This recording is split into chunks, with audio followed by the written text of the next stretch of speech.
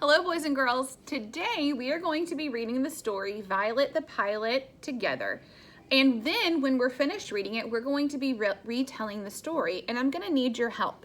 So I know that you can't hear me in person or see me in person, but there's going to be times I stop and ask a question, and I want you to participate by answering that question in your head, or you can answer it out loud too. And then at the end, once we're finished reading, we are going to retell the story of Violet the Pilot, making sure to include what happened in the beginning, what happened in the middle, and what happened in the ending. So let's go ahead and start reading Violet the Pilot by Steve Breen. And this, I have to tell you, is one of my favorite books. It's such a good story.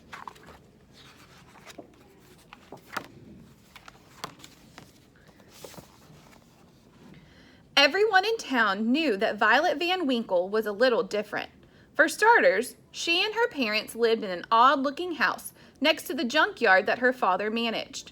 And while other girls were playing with dolls and tea sets, Violet played with monkey wrenches and needle-nose pliers. So everyone in the town knew that Violet and her family were a little bit different. First, they lived next to a junkyard.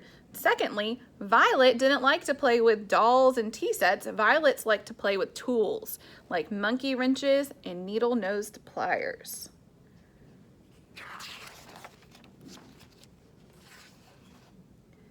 Violet was a mechanical genius. By the time she was 2, she could fix almost any broken appliance in the house. By 4, she could take apart the grandfather clock and completely reassemble it. Since she didn't have any friends aside from her dog, Orville, she would spend hours tinkering with things from the yard. Violet's parents were very proud of her, although they weren't too happy the time she put a lawnmower engine on her cousin's tricycle. So Violet was a mechanical genius. That means that she could fix almost anything that broke in the house. She even put a lawnmower engine on her cousin's tricycle. But her parents weren't too happy about that. You can see her mom back there. You can even see Violet's face. She looks like, uh-oh, what did I do?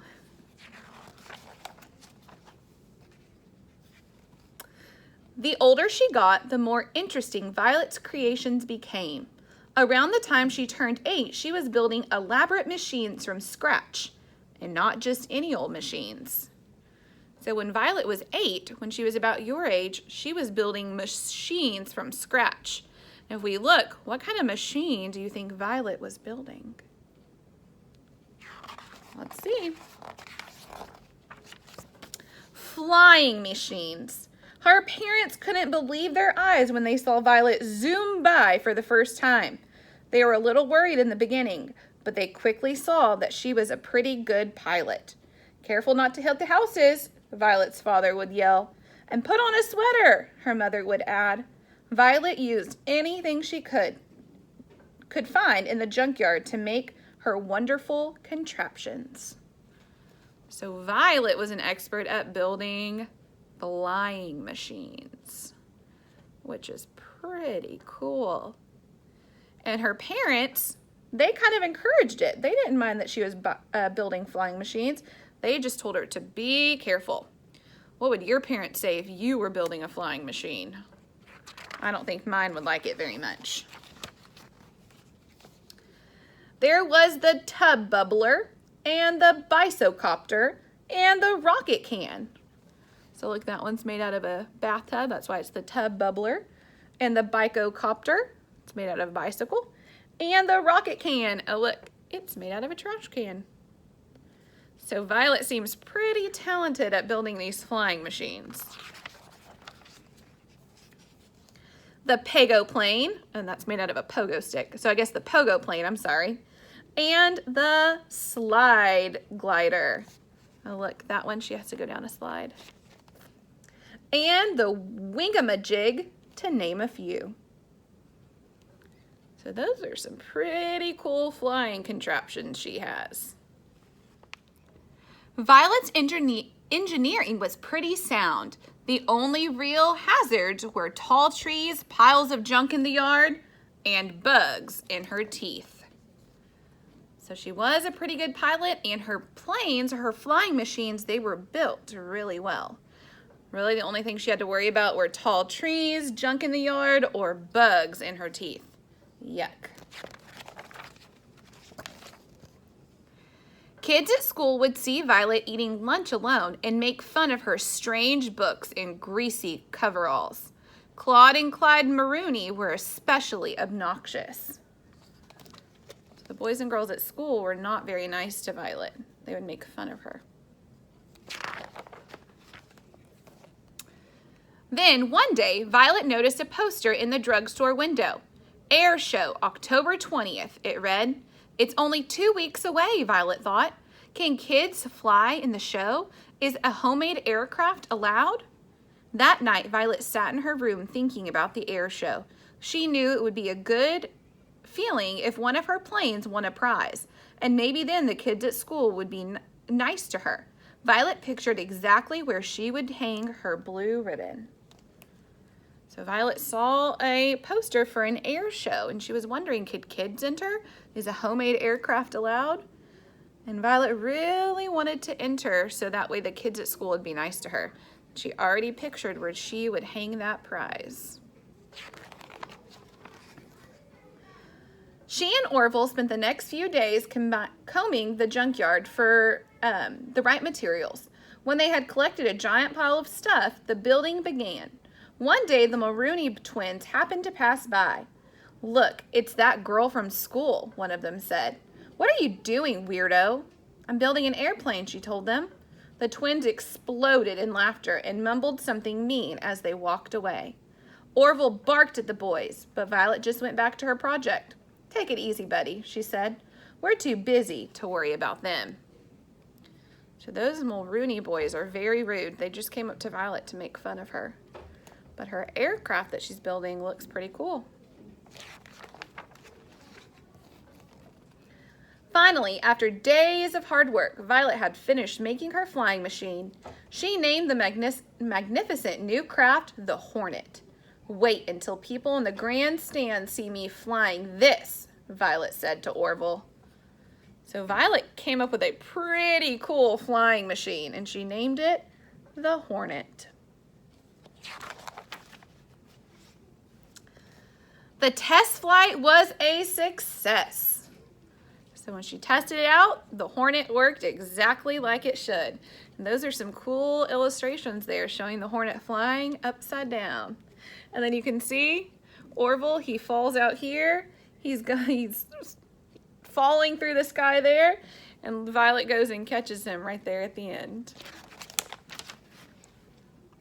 On the day of the big air show, Violet took off, bursting with excitement. Her parents' faces had beamed with pride when they wished her luck, and she thought about that as she flew through the clear autumn sky. She calculated that the trip would take about 20 minutes. She would arrive just in time for the start of the show. Here, Violet's off to the air show. Suddenly, something caught Violet's eye. In the river below, a group of people were waving frantically. Violet lowered her altitude to get a better look. A troop of Boy Scouts had run into trouble while canoeing. Violet knew she had to help. Fast. So on Violet's way to the air show, she passed over a river and she saw people were there frantically waving. So those Boy Scouts needed her help. And Violet didn't even think about it. She knew she had to help.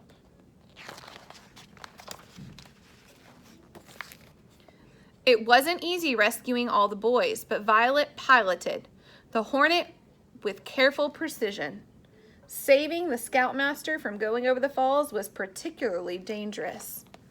So there it shows her lowering a tire and then the boys getting in the tire, but then saving the Scoutmaster was extra dangerous. But Violet, she wasn't scared. She piloted the aircraft, the flying machine, just like she knew how. So I would say Violet's a pretty brave girl. Violet dropped the grateful Scouts off at the hospital. Then she checked her watch. 3:30, she said to Orville sadly. We've missed the air show. She turned her plane toward home and sighed. It was a miserable feeling.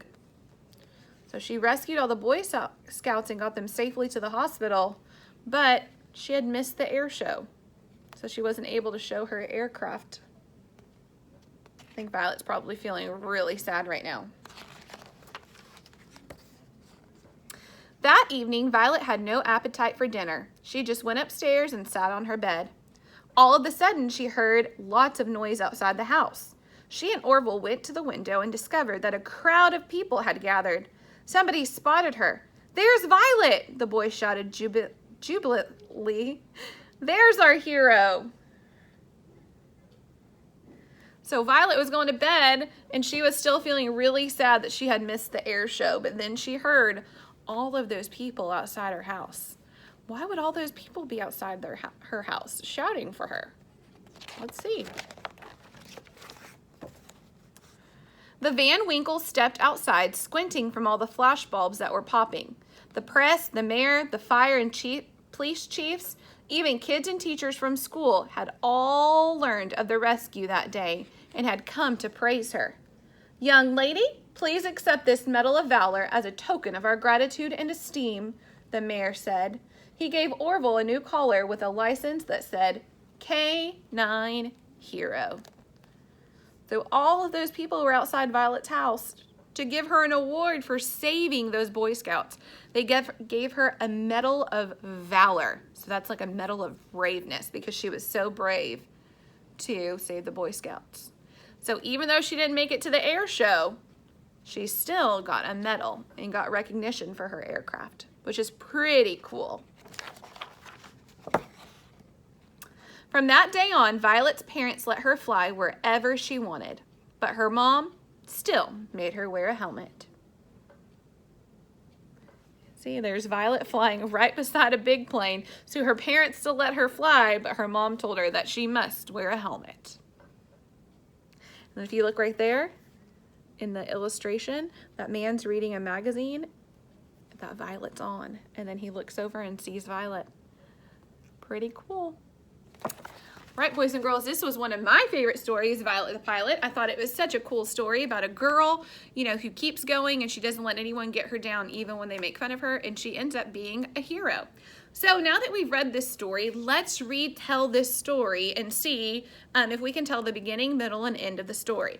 So to help me retell the story, I'm going to kind of make a foursquare like we do for writing. I'm going to write what happened first in Violet the Pilot, what happened next, what happened then, and what happened finally, or what happened last. So that way I can retell the story. Remember, I don't have to put all of the details in my retell. I just have to put the most important details. So at the beginning, what happened? The very beginning of the story.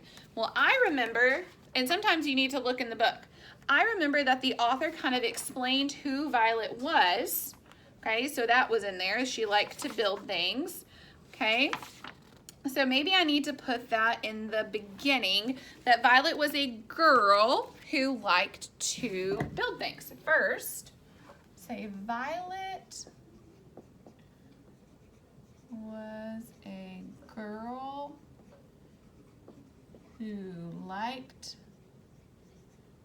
to build things. Okay, next, what did she do? What things did she build? Next, she built flying machines. Okay, and then there was a lot of stuff about people being mean to her at school and things like that, but remember, I'm only putting the most important details of what happened. First, next, then, and finally. So first, Violet was a girl who liked to build things. Next, she built flying machines. Okay, and then after she built flying machines, she saw a contest that she could enter. So I'm going to put, she built flying machines. She found a contest to enter for aircrafts. Okay, then after she found the contest, then Violet built a aircraft named